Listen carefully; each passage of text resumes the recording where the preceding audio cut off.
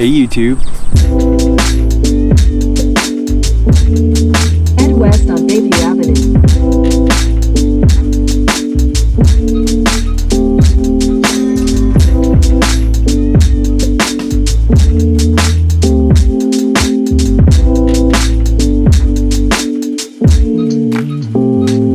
It's been a while since I installed the Apple TV in my car. I did a video when I first installed it in November of last year, but I haven't really talked about it too much since then. So today I want to do a follow-up video. I'll let you know some of the pros and cons of the system and let you know what features that I'm using the most. So full disclosure, this kit was given to me by Keys Motorsports, so take that for what it's worth. In case you missed the original video, I installed an Apple TV in my car, which takes the place of iDrive for my car's infotainment. You can do anything that you could do on an Apple TV in your house, and if you have an iPhone, you can actually do screen mirroring, which is pretty cool. More on that in a minute. With this system, there's an optional backup camera that looks and fits just like it came from the factory. The actual camera itself is integrated into the trunk latch, and then the image will display on the screen as soon as you shift the car into reverse. It even has the dynamic parking lines that kind of show you which direction the car's going, and it moves as you turn the steering wheel, which is pretty cool. All of these features combined really make the car feel completely modern. To be honest with you, I don't really use a lot of the Apple TV apps because I don't normally sit in my car and watch movies, and I definitely don't condone doing that while you're driving, but what I do use it for is the screen monitoring. With that, you can use navigation apps like Google Maps, Apple Maps, Waze, whatever navigation that you like to use, and it's just infinitely better than the iDrive navigation that comes with the car. Not only does the map display full screen on your iDrive screen, which is double the screen real estate of your phone, but it also plays the turn-by-turn directions through your car speakers.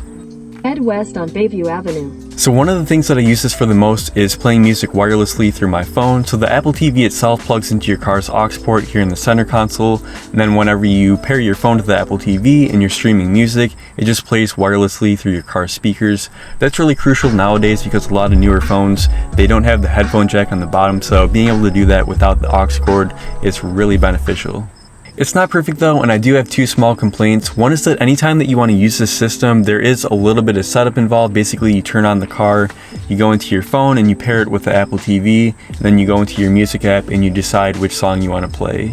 On our 2014 Scion FRS, which is a much newer car with a modern day stereo, it does all of that for you automatically via Bluetooth. All you do is you turn the key and within seconds you've got music playing. I know it's a minor complaint, but it is still an inconvenience. So the screen mirroring works by basically mirroring whatever is on your phone screen, which means that if you put your phone to sleep, the screen simply goes black. Now if you're just playing music, the music will keep on playing even with a black screen, but if you have navigation, basically you have to keep your phone screen on in order for the navigation to work. I wish that you could do that with the phone asleep, especially on longer road trips. It would be nice if the navigation just kept working. That way you could conserve your phone battery, but as far as I know, and maybe somebody that's more familiar with iOS and Apple products, if you want to use the screen mirroring and the navigation, your phone screen has to be on the whole time. At the end of the day, it's still a huge improvement over the original iDrive that came on this car in 2006. Just being able to type in an address on your phone keyboard rather than using the stupid scroll wheel to scroll through the alphabet, it's a game changer. So having a backup camera in a car for the first time ever is a really big plus for me.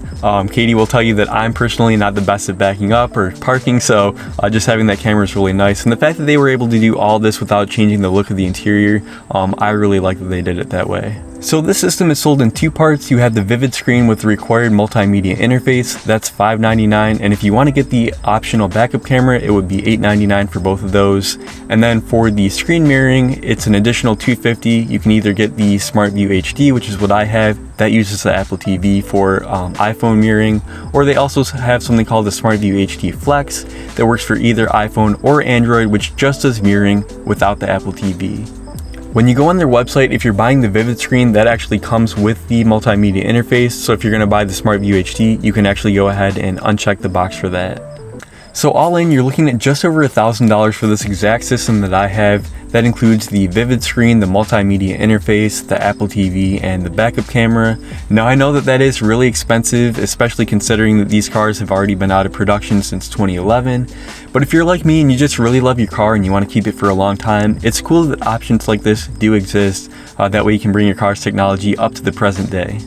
So the links for everything that you need are going to be down in the description below. Feel free to check those out and leave a comment if you have any questions about how it works or what the capabilities are, and I will answer them as best as I can. So give me a thumbs up if you enjoyed the video, and I'll see you guys in the next one.